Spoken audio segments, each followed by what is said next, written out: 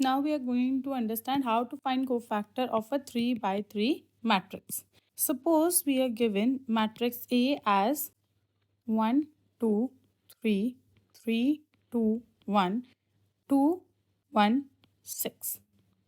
Okay अब हमें इसका कोफैक्टर फाइंड आउट करना है।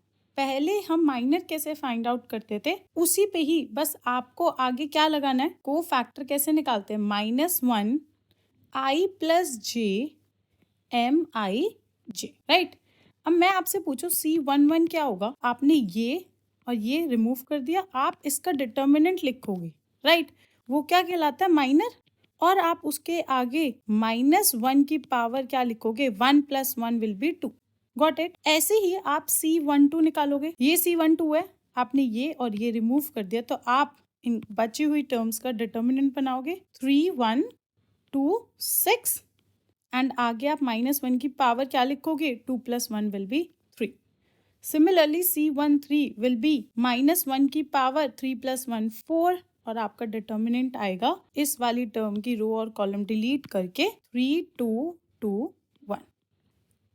Now the answer will be -1 की power 2 will be 1 and 6 2s are 12 -1 will be 11. This will be -1 की power 3 will be -1, 6 3s are 18 -2, therefore -16. -1 की power 4 will be 1, 3 1s are 3 -4 is equals to -1. Now C21 आपके पास आएगा -1 की power 3, फिर आप determinant बनाओगे उसकी रो और कॉलम को डिलीट करके, तो आपके पास आएगा 2 3 1 6। So the answer will be -1, 6 2s are 12 -3 -9.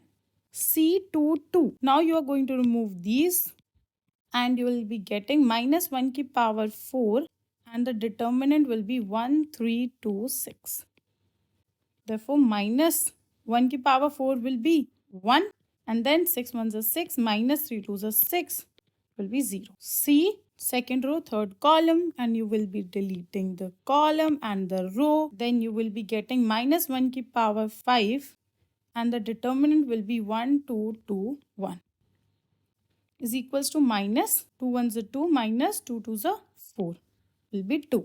Understood? Now moving further C31 -1 की पावर 4, आप उसी की ही रो और कॉलम को डिलीट कर दोगे तो you will be getting this 2 2 3 1 is equals to +1 हो जाएगा, 2 1s are 2 -3 2s are 6 is equals to -4.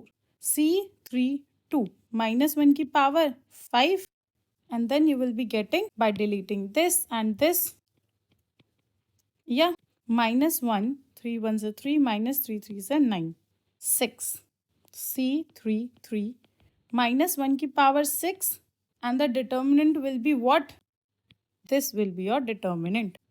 So 1 bracket में 2 1s are 2 -3 2s are 6 -4. So अगर आपसे पूछा जाए कोफैक्टर उस मैट्रिक्स का क्या आ रहा है, अब आपको जैसे अगर आप, मैंने क्यों लिखा है ऐसे कि कॉलम 1 रो 1 फिर मैंने दूसरी यहाँ पे, तो आप जो भी निकालोगे यही आपका मैट्रिक्स होगा। अब आपका अलाइनमेंट देखने की जरूरत नहीं क्योंकि हमने ऐसे ही ऑर्डर में लिखा है। तो आप क्या लिख सकते हो, सबसे पहला 11 -16 -1 -9 0 2 -4 6 -4. This will be your cofactor. Okay? अब हमने कोफैक्टर निकालना सीख लिया है। अब क्वेश्चन ये आता है कि आपसे पूछा जा रहा है इस मैट्रिक्स का जो ऊपर हमें क्वेश्चन में दिया गया था मैट्रिक्स ए, इसका हमें एडजॉइंट निकालना है। एडजॉइंट कैसे निकालते हैं, जब आप कोफैक्टर निकाल लेते हो उसी का ही अगर आप ट्रांसपोज कर दोगे तो आपको एडजॉइंट मिल जाएगा। तो हमारे पास 11 -16 -1 -9 0 2 -4 6 -4, आप इसका क्या निकालोगे, ट्रांसपोज। ट्रांसपोज का मतलब क्या होता था, रो कॉलम से एक्सचेंज हो जाती है और कॉलम रो से एक्सचेंज हो जाता है। तो 11 -16 -1 -9 0 2 -4 6 -4, right. This will be your adjoint of matrix A. Correct. अब आपके पास एडजॉइंट आ गया और कोफैक्टर आ गया। Now the last question is how will you find the inverse of a matrix?